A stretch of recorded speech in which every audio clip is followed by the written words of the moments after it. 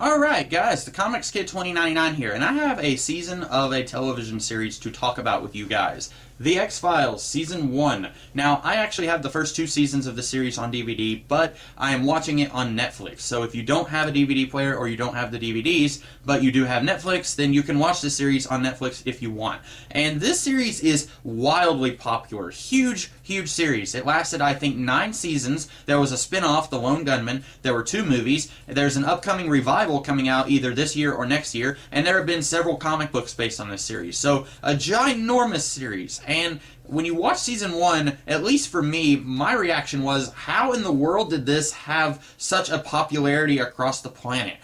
Season 1, not very good. And basically, the best thing that I can say about this season is that it's very forgettable. About 5 years ago, or a little more, I tried watching this series, and I watched the first season, and I was just kind of like, I don't get it. I don't understand what the appeal is. And there's this thing that Chris Carter, the creator of this series, does, where he has a myth arc, and he has Monster of the Week. And basically that boils down to Myth Arc is an episode that is very important in the overall season or series arc. If you're doing a big, huge story separated by individual episode chapters, the Myth Arc is part of that big, huge, important story. And then Monster of the Week is something that it's not necessarily a bad or skippable episode, it's just one that doesn't have anything to do with the overall story. And there have been many TV shows that have done this same thing. Buffy the Vampire Slayer, Smallville, Battlestar Galactica, Dollhouse, even animated shows like Gravity Falls. There are episodes that are very much part of the overall series arc, and then there are episodes that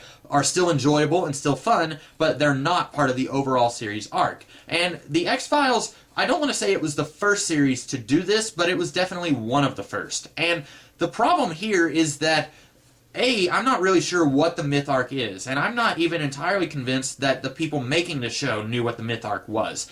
There's some kind of government conspiracy to cover up alien activity, and you've got these 2 FBI agents, Mulder and Scully. Mulder, he believes in aliens and basically anything weird and unusual, and Scully, she's a skeptic, and she doesn't believe in any of that stuff. And if you've heard at all about the X-Files, you probably already know about the characters and the overall premise of the series, but they're FBI agents, and they're investigating weird paranormal stuff. The X-Files are weird, unexplained, unsolved cases that usually involve aliens or monsters or psychic abilities or stuff like that.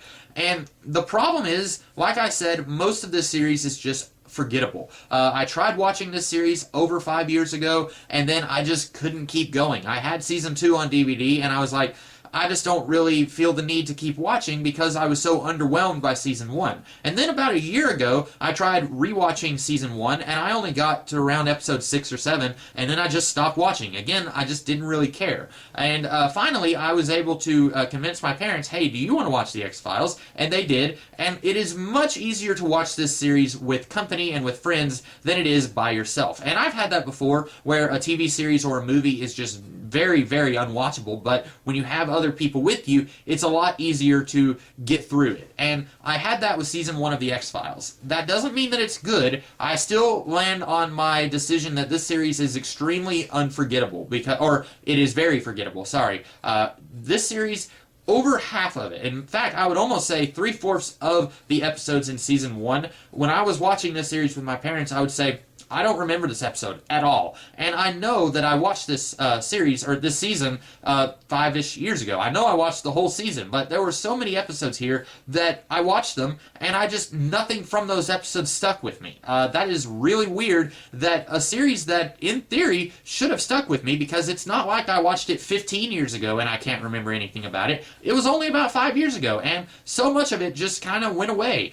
There's a few episodes in this season that are kind of diamonds in the rough, but by and large, this season is pretty rough, and it makes me wonder, what exactly is the appeal of the series? What is it that made people so interested in a series that it had 9 seasons, 2 movies, an upcoming revival, a spin-off series, lots of comic books? What is it that made all of this stuff flourish in the public consciousness's mind when this season is just not very good? And I want to say the character work here, it's not that it's necessarily good character work, but these actors are doing a heck of a job to make me want to watch this series.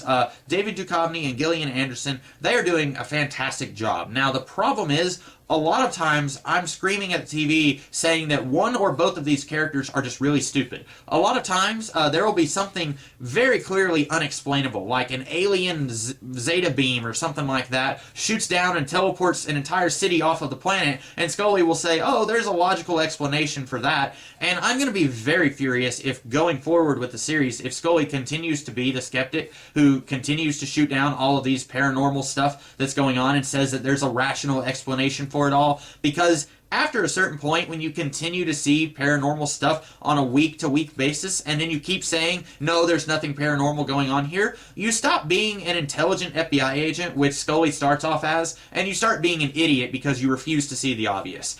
Or you have Mulder, who knows what's going on, and whatever it is that he believes, if he says there's a werewolf attacking people in Antarctica or Montana or whatever, then chances are there's a werewolf attacking people. The problem is, he's not very good at doing the FBI stuff. He's not very good at proving that there is a werewolf or whatever. He says, hey, there's a werewolf, and then Scully says, but what about the investigation? You know, we're investigators. And then he's like, yeah, but there's a werewolf. And we keep being told, we're told by a few different people in this series who are maybe or maybe not part of the conspiracy to cover up alien activity. We're told by these people that Mulder is an excellent agent. The problem is, I'm not seeing any of that anywhere. He wants to prove that weird stuff is out there. He doesn't have any interest in doing his job. And so these actors, they are doing a heck of a job making me care about them from episode to episode, even though there's really not a lot of likable stuff about either of these actors in the first season. In fact, there's not a whole lot to these characters, period, in the first season.